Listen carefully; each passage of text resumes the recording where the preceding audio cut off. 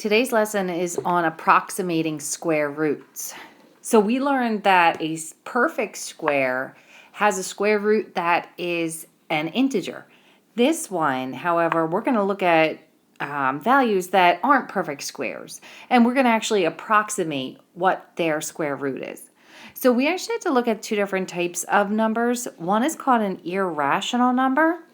This is any number that can be written in the form or written as a ratio of two integers.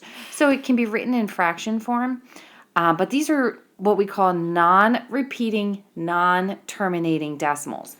So one that you would know would be pi. That's an irrational number. Real numbers, then, that's like the whole entire set of rational and irrational numbers. Real numbers is like the overarching, and then it can be broken into those two subcategories.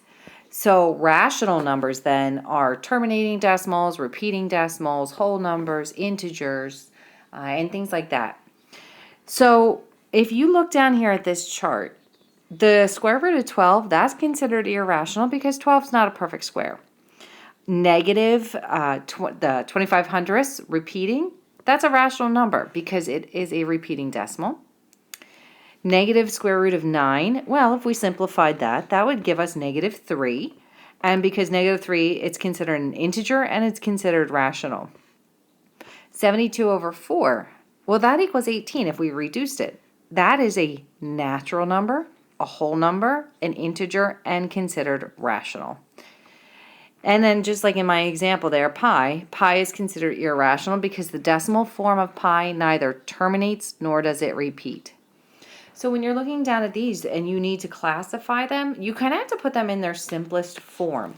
So in number 1, you have 0.12, 122, 1222, 12222.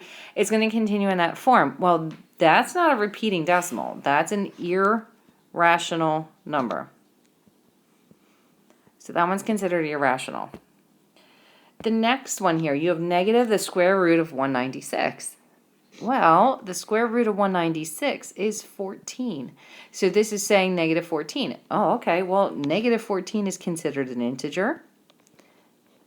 And it's a rational number. The cubed root of 2.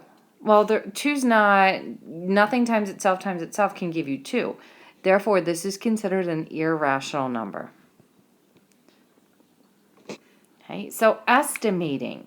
When you are approximating square roots, we're looking at this, the square root of 71. Well, I like to look at my perfect squares.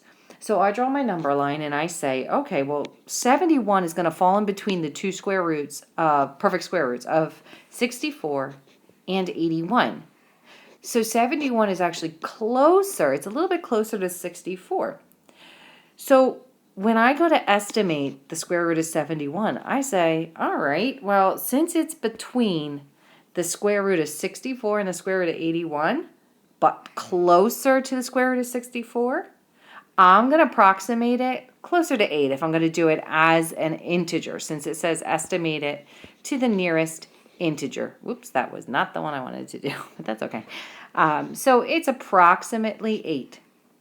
So when you're looking at the square root of 71 and you want to estimate it to the nearest 10th now, as opposed to the nearest integer, we take a look at that and we say, all right, well, since it's a little less than halfway, okay, so 71 is still a little bit closer to 64 than it is to 81, then the square root of 71 has to be approximately 8.4.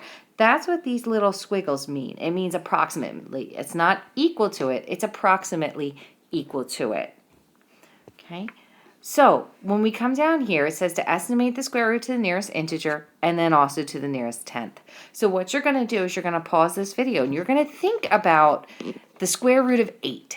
So let's just buzz through this one real quick. So if you think about the number line and you think about the square root of 8, well, the first perfect square, I think, that's closest to it is the square root of 9. And then the next perfect square is going to be, the next one down, is going to be the square root of 4. So the square root of 9 is actually 3. The square root of 4 is 2. So those are the two perfect squares that it falls in between. So when you look at the square root of 8, well, that's way closer to 9 than it is to 4. So we're going to say that the square root of 8 as an integer is approximately 3. But as a tenth, I probably wouldn't quite call it 2.9. I would probably call it about 2.8 as the tenth. So that's what you're going to do. You're going to try to think of the two perfect squares that this value is going to fall in between. So you're going to look at now the negative root 13. So think of the perfect square that's right above it and the perfect square that's right below it. And then just estimate on, like you're looking at a number line and you're saying, oh, it's closer to this, it's further than this. So pause the video, see if you can figure out the next 3 in the sequence here, these 3. So you should have figured out that negative square root of 13 is closer to negative 4. When you estimate it to the nearest tenth, it's negative 3.6. Negative root 24 is negative 5 and negative 4.9. And then root 110 is 10 and 10.5. So we can use that information and we can figure out which value is going to be greater. So down here you can see that we're looking at the square root of 5 or 2 2/3. So a number line can be very helpful when you are doing this. You're going to always find the perfect squares that value falls in between. And you're going to say, okay, so square root of 4 versus the square root of 9. Okay, well 5 is a lot closer to the square root of 4 than it is to the square root of 9. 2 2/3 is the same thing as 2.6 repeating. So that's going to be closer to the square root of 9. Therefore, when you look at these two, you can compare and say, all right, well, 2 2/3 is greater than the square root of 5. So looking at these next 3 examples, one thing you look at is, all right, well, let me estimate what these roots are. Let me get them both in basically decimal form because that's going to make it easier to estimate. Let me look and see, are they both negative? Are they both positive? Is one negative? Is one positive? And that's also going to help you determine which is greater.